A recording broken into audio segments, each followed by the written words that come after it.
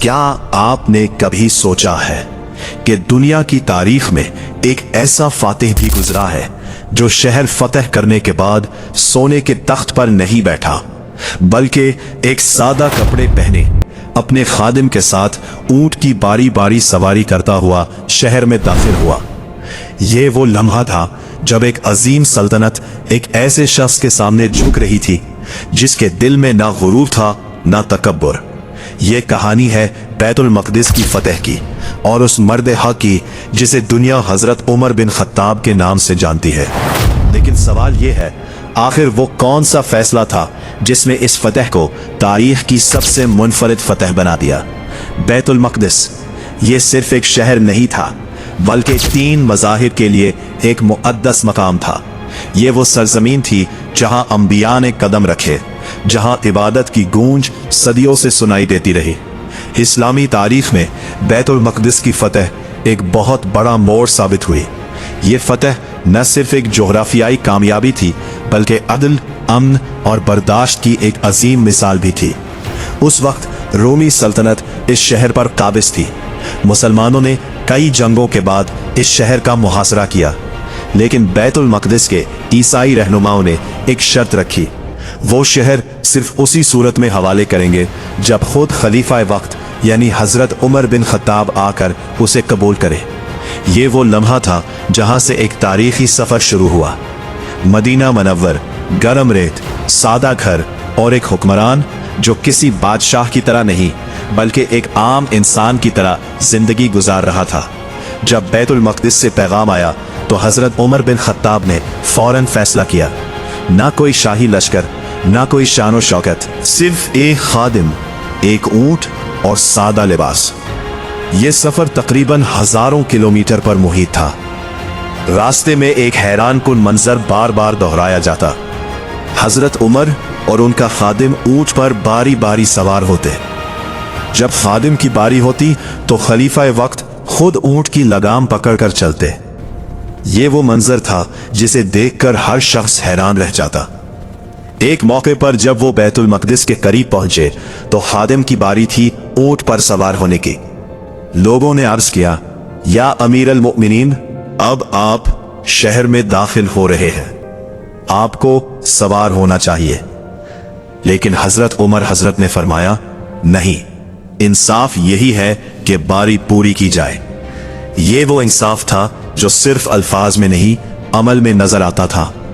बैतुल मक़दिस के दरवाजे शहर के बड़े बड़े पादरी, रहनुमा और अवाम बेचैनी से इंतजार कर रहे थे।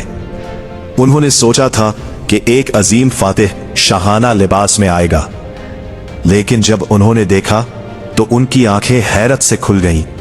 एक सादा लिबास पहने शख्स जिसके कपड़ों पर पैबंद लगे थे और हाथ में ऊंट की लगाम थी, यही था मुसलमानों का खलीफा। ये मंजर रूमी रहनुमाओं के लिए नाकाबिले यकीन था।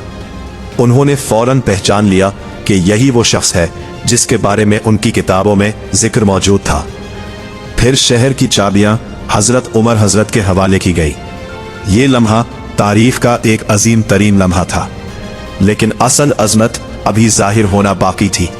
जब नमाज का वक्त हुआ, हजरत उमर हजरत को चर्च ऑफ होली सेपल्कर में मदऊ किया गया। ये ईसाइयों का एक मुकद्दस मकाम था।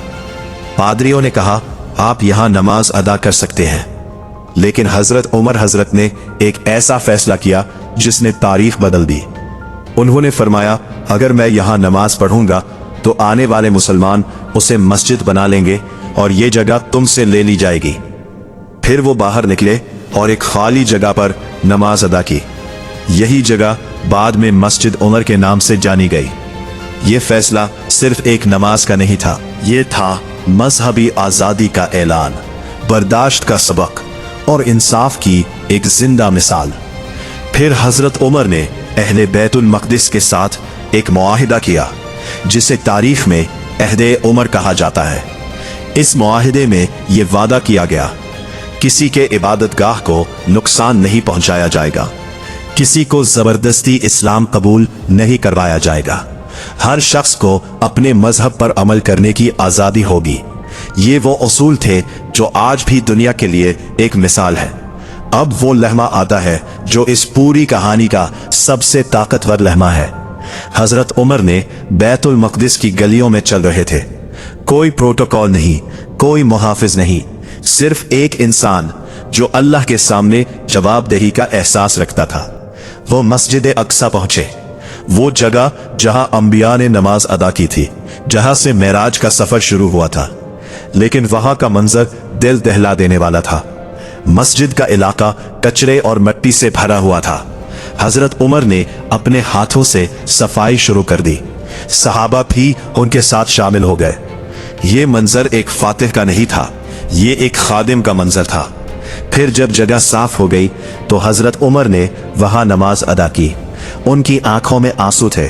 ये आंसू फतह के नहीं बल्कि शुक्र के थे।